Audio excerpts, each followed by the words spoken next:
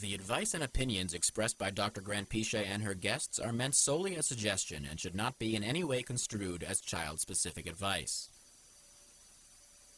Dr. Doreen Grant-Pichet is Dr. Doreen is an expert in autism. Doreen Grant-Pichet. Dr. Grant-Pichet. Dr. Doreen Grant-Pichet. Dr. Doreen Grant-Pichet is a visionary in the field of autism. Now you can ask her questions on Ask Dr. Doreen. So this one is hard. My heart hurts reading this. My son was potty trained with no accidents. Then he started kindergarten, and now he has accidents all the time. They requested that I send a change of clothes, which I have done. Twice now he has come home with dried poop, smeared all over his back and bottom because he soiled himself after the change of wet clothes and the teacher made him sit in it. After the first time, I totally melted down and had a meeting with the principal who assured me it would not happen again. It happened again today, and when I complained, they said from now on, if he has a second accident in the day, they will call me and I will have to bring him home.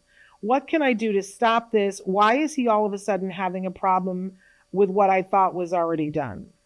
Yeah. So that's very frustrating, and I feel very bad for this parent. It's like, we really don't need this kind of stuff in our lives, you know?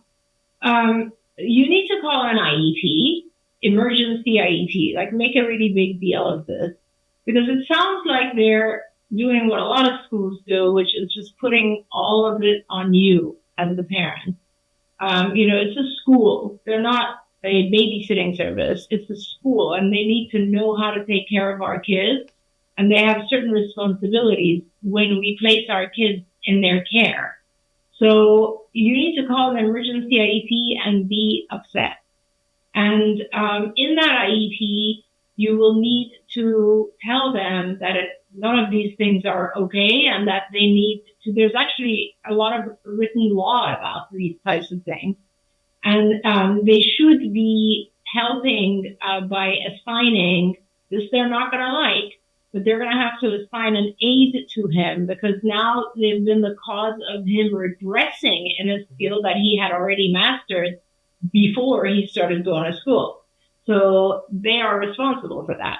And so they need to assign an aide that will take him to the bathroom on a schedule, and you kind of like backtracking a little bit and getting him familiar with the environment and the schedule.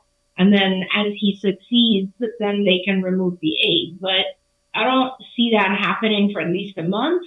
So they would have to give you an aid that is there for him for that period of time. It's a fight. It's not easy, but they need to take responsibility for it. Why does he do that? Don't be worried about it. It's just a new environment. It's an anxiety-provoking situation for him. He probably doesn't know how to go, where to go. The toilet at the school is quite different than the one at home. A lot of things that you can do on the weekend if they give you access or when there are no other kids there. You can absolutely practice with him make him more familiar with their bathroom. There's a lot of stuff in school that people don't pay attention to that can be anxiety provoking for our kids. For example, the sound of bells or buzzers going off in between classes. Those types of things can cause a lot of anxiety for our kids. And so it's really important. Don't worry, you've done nothing wrong. They have, and they need to take responsibility for it.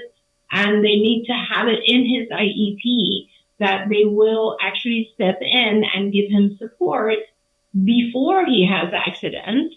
They should not be calling you when he has an accident so that you can come get him. That's useless.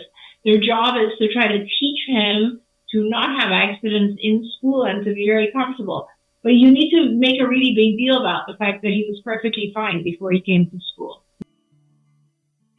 Don't forget, you can watch Ask Dr. Doreen live every Tuesday morning at 10 a.m. Pacific time. We hope to see you there.